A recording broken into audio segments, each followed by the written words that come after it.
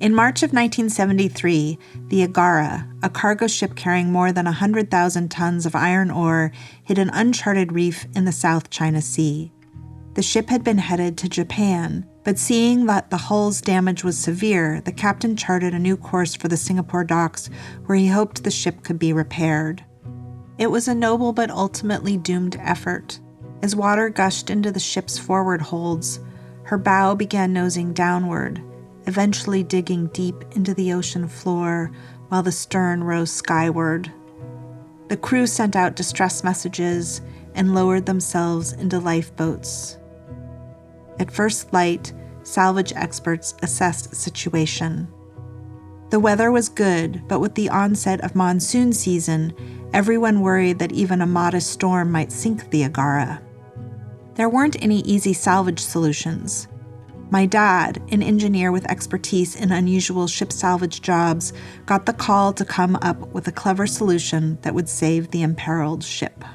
They called me, and I showed up, and I vividly remember they were asking me, what is the American method of doing this? And I kept thinking to myself, beats me. I don't know. There is no American method. When I got there initially, I caught a helicopter from Singapore to the Igara, landed on board and started looking around, and I was stunned by the whole thing. I just couldn't figure out what to do. I'm Elizabeth Reinecke. I don't have ADHD, but my younger son Owen does. And in this podcast, That Sinking Feeling, I share my dad's ship salvage stories and explore the insights they've given me about my son's ADHD. This episode is about difficult choices and learning to cope. My dad's first thought about the Igara was to unload the cargo, make the ship watertight, and then refloat it. But sometimes good ideas, even great ideas, just aren't workable. I came to the conclusion that there was no practical way of refloating the ship. There were theoretical ways of doing it, but none of them that I considered viable. So you have to come up with something else. What could the something else be? Well, the big value of the ship was in the machinery, the engine room, the house, and the stern of the ship, where everything was located. I thought if we could cut the ship in half, the forward section would sink and the stern section would float. In other words, Dad would sacrifice the bow to save the much more valuable stern. This is obviously a podcast, and so you can't see me gesturing, but my hand is pointed down towards the ground, and my elbow is up in the air. My fingertips are the front part of the ship, stuck in the mud, unable to move. My elbow represents the back portion of the ship. If you want to rescue my elbow, you either need to find some way to free my hand from the mud, or you need to cut off my hand in order to let my forearm and elbow go free. Obviously, the latter solution is incredibly unappealing, but for a ship, well, it's not that difficult a choice to make, especially if it was the best chance for saving the valuable part of the ship where the engine and other machinery live. Sometimes you have to let parts go to save the rest.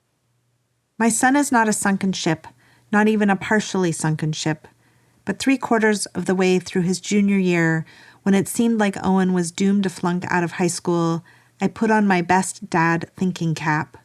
And while I had all sorts of brilliant theoretical solutions to help Owen, I tried to think of more practical approaches. At first, we lightened Owen's course load and enrolled him part-time in a private program offering one-on-one tutorial-style classes.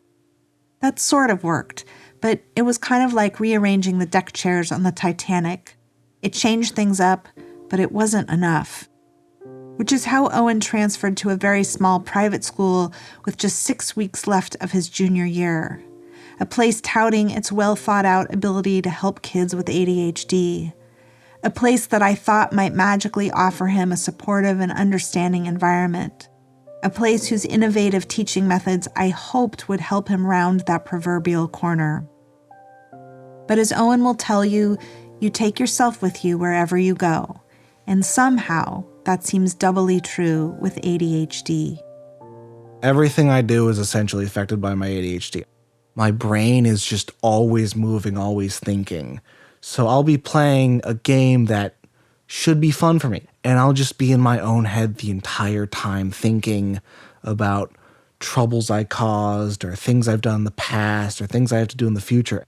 At first, transferring to the new school was helpful, but then we ended up back at square one. He didn't like his teachers. He struggled to see assignments as meaningful and couldn't moderate his opinions or express himself appropriately. He despised the assigned novel for English class. That had a lot to do with his all-or-nothing style, which is very typical for ADHD brains.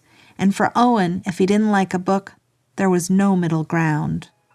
It was Mexican Gothic. I thought that book was an insult to the Gothic horror genre. My distaste with Mexican Gothic was expressed in some not great ways. I wrote some long tirades during essays about how it was a mockery of the genre. I left long, nasty notes about my frustrations with the book and how the characters were being idiots. And it was just a lot of stuff that I am totally embarrassed by, but I've done more than once. He eventually got kicked out of English class. It wasn't the first time he found himself clashing with teachers over assigned books. That started a long trend of me just not wanting to deal with reading books in English classes. Well, eventually, that got me kicked out of English class because I was being such a stick in the mud that they just were like, okay, we're not dealing with you. His being vocal about vehemently despising the book and the school's struggle to deal with him really not liking the book was bad in and of itself. Getting kicked out of class felt horribly emblematic of his emotional immaturity. I was embarrassed that he couldn't hold it together and keep his inappropriate opinions to himself. But worse than getting kicked out was my realization that his emotional reactions were ADHD symptoms. I want to pause here and say it took me a really long time to understand that his over-the-top reactions to some situations were absolutely tied to his ADHD. And it was this part of his ADHD that has always been the hardest for me to explain to other people. Because people seem to be understanding of the fidgeting, the pacing, the struggle to pay attention, but the volatile reactions to something like a book, that seems awfully melodramatic. And worst of all, it's not something that's an internal struggle, but is one that other people must personally endure. And it turns out that that is often just too big of an ask. Honestly, my approach in the last few years is essentially just to give up and expect nothing. My wife, she just can't do it. They're innocent mistakes. They're just these synapses, or whatever it is, gaps in how her brain takes one set of informational requests and turns it into action. And the things that I need help with just don't happen. I definitely understand the feeling of giving up, especially because outsiders made me feel like I'd made bad parenting choices. My dad was saying, oh, you have to be tougher on him, and he's getting away with all sorts of stuff. I felt like the worst parent in the world. Like, what's wrong with me that I can't train him? I felt guilty. I shouldn't feel guilty. This is my daughter, and that's how she is. But my mother-in-law would be kind of very sort of condescending about it. It was really hard to navigate that. To the outside world, the solutions to ADHD struggles are easy. Make expectations clear, demand compliance, and follow through with consequences if tasks aren't completed. But that never seemed to work with Owen, and it's embarrassing to admit, but on the days where I felt hopeless about everything, I'd cry and fight with my husband about how our son was lazy and ungrateful. I feared Owen had run out of runway, while Steve argued he just needed a longer runway. But I'm not a bad parent, and my son is not being purposefully difficult. His neurological differences are real. What we know about ADHD brains is they don't rest like other brains do. And they've shown in brain scans that with typical brains, they rest a lot more. But ADHD brains, it's, you would know because just if you talk to someone, they're just always spinning. But it's starting to go hyperdrive, pulling themselves apart. And anyone who knows people with ADHD, you see it in real time happen. I call it crumpling, where they're amazing, they're doing all these amazing things, and then something will happen or someone will say something, and then all of a sudden they start getting really, really dark on themselves. I think it's hard for people who don't have it themselves to understand. My family has always been very much, well, he doesn't seem like he has it. He doesn't seem like he has ADHD. People get very judgmental. Maybe they're judgmental because they think they'd do a better job. Or maybe if they can find fault with someone else's parenting, they won't need to judge themselves. Experts say to forgive yourself, to learn all you can about ADHD, to be an effective case manager and advocate in your kid's educational journey, to remind all the people in your child's life of the ways they can and should support your kid. And then there was the very specific advice I got from my therapist. It's okay to hold on to him, but to let go of some of the expectations. On some days, I liked that idea. On other days, it just sounded stupid, because what I wanted was a guarantee that it would work. But there are no sure things in life. My dad had a few parallel concerns about the Igara, the ship whose nose was stuck on the ocean floor and whose butt was up in the air. I thought the only viable solution was to cut the ship. But if you cut it, would the stern section capsize, or would it be stable? And I spent a lot of time working on that part of the problem. And it had to be cut instantaneously because you couldn't piecemeal it. You couldn't take a torch and start cutting somewhere. So it had to be done just in an instant. And the only way to do that would be with explosives. And I had a lot of experience with explosives. I don't have any experience with explosives. And although my experience with Owen and his ADHD was up close and personal, I didn't have enough perspective or knowledge to know if letting go would work. But I started to make peace with the idea of letting go. Not letting go of everything, but I was willing to toss things overboard to lighten Owen's load. And once I decided that the important thing was getting Owen to graduate high school, everything else became expendable. Having Owen take care of his own laundry? Forget it. Asking him to wash the dinner dishes on the weekends? Never mind. Requesting that he take the garbage cans to the curb? I'd do it myself. But I couldn't seem to let go completely, because letting go is hard, especially because when you let go, things don't change all of a sudden. They take time, and I wanted to see immediate results, which is why I turned to a new psychiatrist. I hoped he might give us more insight about our son's diagnosis, and maybe a prescription that might miraculously cure Owen of his ADHD struggles. The psychiatrist's conclusions were mixed. On the positive side of things, he helped us to get Owen on a non-stimulant medication that helped to cut the edge of his over-the-top emotional reactions. But he also left us with the dumbest, most asinine opinion we'd ever received. The most worthless piece of advice that we got was that Owen had an Oedipal complex and wanted to, we don't even need to get into the details of the Oedipal complex. The good news was he listened to Owen, but the bad news was his training was from a school of psychology that was based entirely on a guy 100 years ago sitting in an armchair pontificating about how the world worked.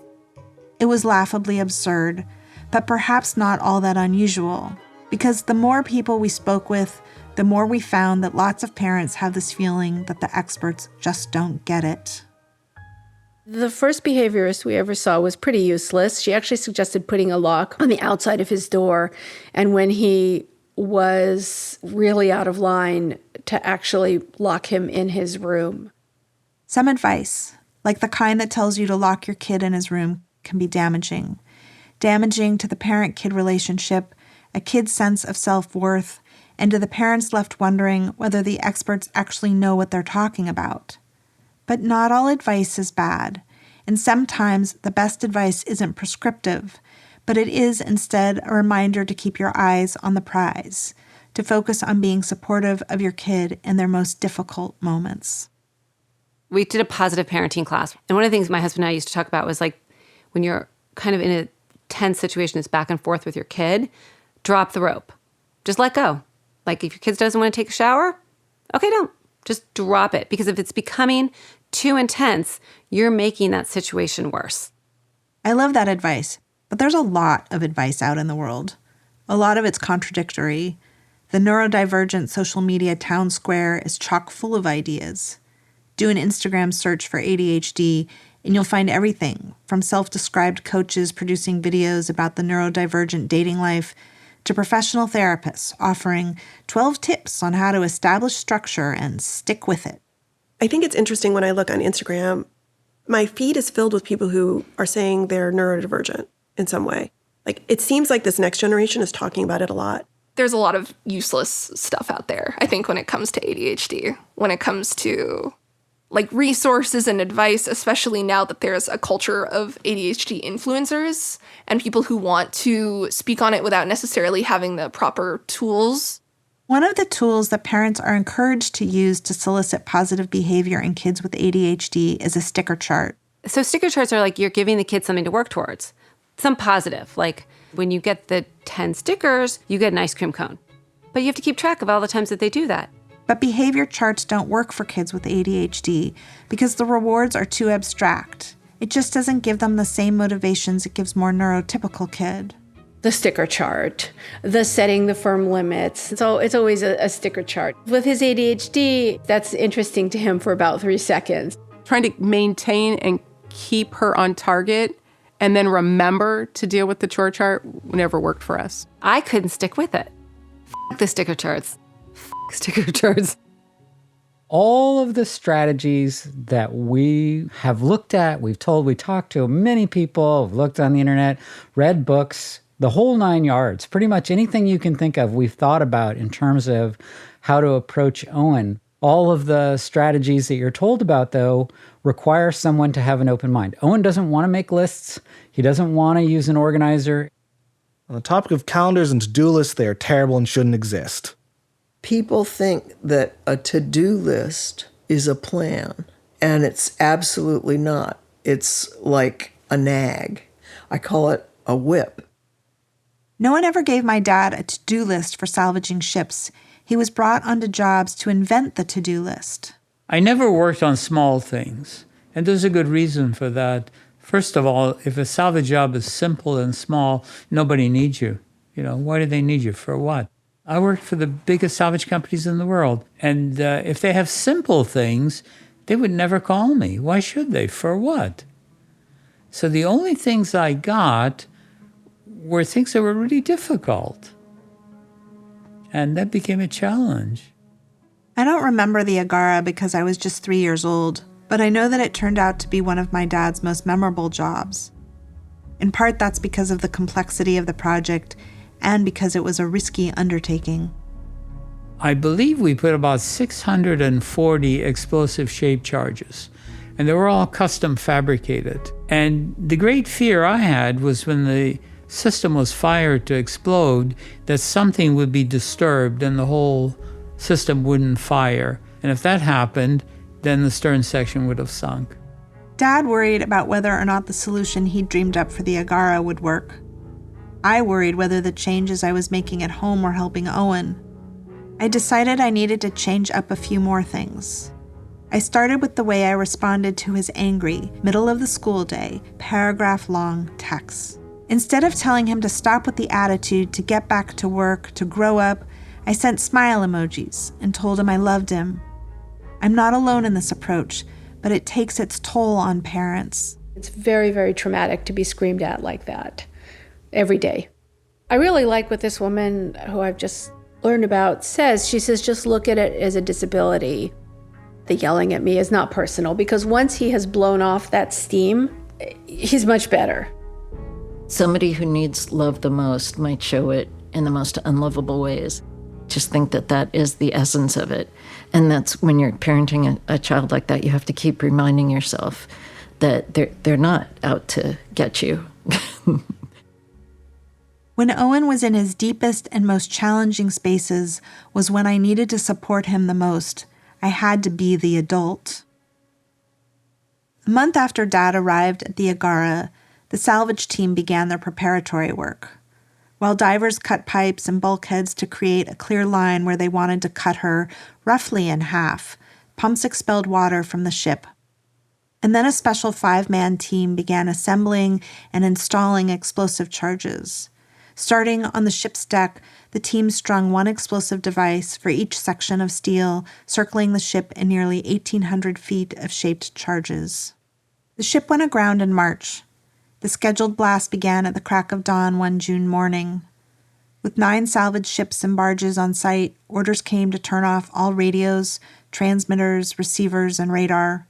When the main generator and machinery aboard the Igara shut down, the explosives crew connected the firing lines.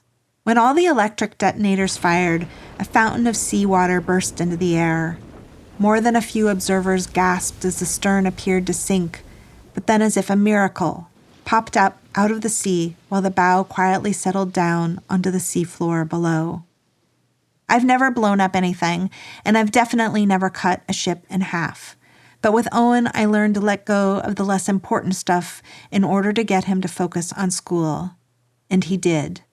By the end of the school year, we had a Zoom meeting with his advisor to count up his credits. Owen arrived at that meeting holding Orb, a 2.5-foot-long stuffed whale I'd given him. The gift was particularly meaningful to both me and Owen. Years earlier, I had noted he was too old for stuffed animals. But stuffies made Owen happy, and I wanted to honor his love of them. Plus, Orb was made of exceptionally soft blue-gray fur, dark soulful eyes, rather magnificent fins, and a swooshy tail. More importantly, he was big enough to hug, a weighted object with just the right texture for soothing Owen's anxiety and calming his angst. At the meeting, Owen dug his fingernails into the palm of his hand and then let go a bit to give Orb a big squeeze, holding back his impulse to jump up and run from the room. The results of our collective experiment are not just good, they're excellent. His statistics class, done. Economics class, finished, and with an A on the final paper, which is about Ponzi schemes. Best of all, enough extracurricular credits to graduate. Owen used to say his dream was to be able to stay in his room and have everyone leave him alone. That's probably still a lot of his dream. But a mother can dream of more for her son. Which was why, just a few weeks after graduation, I began to harp on Steve to work with Owen on registering for community college classes, and why I insisted that Owen try 2 medications the summer after he graduated from high school. But that's all in the next episode. Thanks for listening to That Sinking Feeling. A few last tidbits about the Igara. At the time of her sinking, the Igara was the largest ever single marine insurance loss in maritime history. The bow of the Igara is now a popular recreational diving spot. I've greatly condensed the story of the Igara salvage job in this podcast. If I've made any mistakes in the retelling of the tale, my apologies. The ever-so-friendly reminder at the end. I do not have any degrees or certifications for dealing with mental health conditions generally or ADHD specifically. If you have questions or concerns about someone you love, please seek out professional advice. An especially big thank you to all the people who took the time to share their stories with us and whose voices you'll hear throughout this series. I'm Owen. I'm the son of Elizabeth Reinecke. My name is Alex Reinecke. I'm Steve. I'm Owen's father and Elizabeth's husband. I'm Anna Olivia. My name is Anne Ravello. I am a therapist and mom. My name's Noah, and my daughter has ADHD. I'm a mom in the San Francisco Bay Area. I have 2 sons with ADHD. My name is Allison Landa. I'm Catherine Ellison. I'm a journalist and author of Buzz, A Year of Paying Attention. So I'm Paula from the East Bay. My name is Lauren. My name is Rachel Blatt. I have 2 boys. They both have ADHD. And I also had ADHD. My name is Corey. I hope I'm some form of new ADD. My name is James. I'm a medical doctor and a psychiatrist. I am a parent and a musician, and I have a wife with ADHD and a 6-year-old with ADHD. My name is Tatiana Guerrero Ramos, and I'm the co-director of Classroom Matters, and I have ADHD. My name is Linda Lawton, and I'm an educational therapist. I'm Shannon Watts. I have ADHD, and I'm the founder of Moms Demand Action. That Sinking Feeling is produced by me, Tony Kaplan, Elizabeth Reinecke, and Jacob Bloomfield Mizrach. Audio engineering provided by Immersive Sound.